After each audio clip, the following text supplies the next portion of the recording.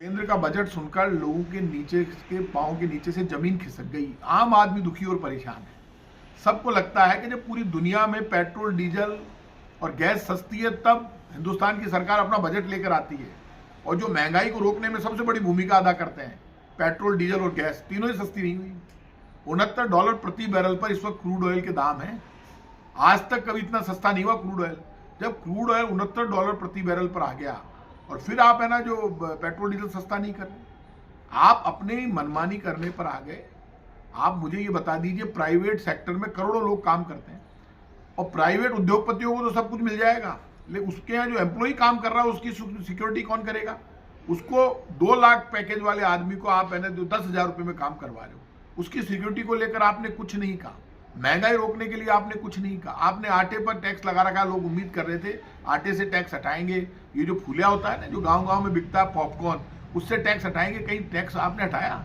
आपने कह दिया 12 लाख के ऊपर अब टैक्स नहीं लगेगा। तो 12 लाख कमाई तो दो पहले।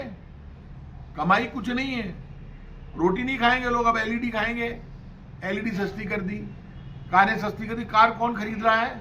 आप यहाँ पे 80 करोड़ लोगों को 5 किलो गेहूं देते हैं। कांग्रेस की सरकार के समय खाद्य सुरक्षा गारंटी कानून लागू हुआ था, वो हमारे टाइम का लागू हुआ है। आपने उसमें संख्या नहीं बढ़ाई है। गरीब आदमी और गरीब होगा इस बजट में, नौजवान और ज्यादा बेरोजगार होगा, महंगाई बढ़ेगी, शेयर मार्केट नीचे गिर गया। 25-30 करोड़ लोगों के पूरे घर की हालत खराब हो जाएगी क्योंकि शेयर मार्केट गिर गया। जो पैसा किसका डूबेगा? उद्योगपति का नहीं, नौजवान का पैसा डूबेगा। नौजवान की हालत बिगड़ेगी। ये बजट ना लीपने का है ना पोतने का है। ये बजट किसी को रिलीफ नहीं देता। इस देश में कर्मचारी, व्यापारी, मजदूर, किसान, विद्यार्थी किसी को कुछ मिलने वाला नहीं है। ये बजट सिर्फ बीजेपी की सरकार के समझ में आ रहा, बाकी किसी के समझ में नहीं आ रहा। इस बजट ने पूरे देश में सबकी उम्मीदों पर पानी फेर दिया। और इस बजट से वैसे ये तय बात है कि बीजेपी का मुद्दा कभी भी महंगाई, गरीबी, बेरोजगारी रही नहीं। बीजेपी का तो नेशनल एजेंडा है, इंटरनेशनल एजेंडा है। धर्म के नाम पर डराओ, क्योंकि अभी बीजेपी से जुड़े हुए एक संत वो कह रहे हैं कि साहब जो गंगा किनारे मरे वो तो मोक्ष प्राप्त होगा। तो आप लोग भी कर लो ना मोक्ष प्राप्त। जिसके घर में मातम है, जो रो रहे हैं, उनके लिए आप इस तरह की गंदी भाषा का प्रयोग कर रहे हैं। आपको शर्म नहीं आती? आप एक दिन मौतों को छुपाते हैं और इस बजट में आपको इतना बड़ा आ गया तो आप बोलते कुंभ में जिन लोगों की मौतें हो गई है उनमें हर प्रति व्यक्ति हम 1 करोड़ रुपए देंगे।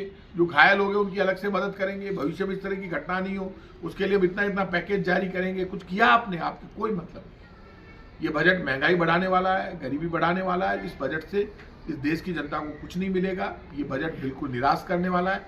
ये बजट ना देश का भला करेगा ना जनता का भला करेगा। इस बजट से किसी का भला नहीं होगा। सिर्फ बीजेपी के आंकड़ों का मायाजाल है जो किसी के समझ में नहीं आ रहा।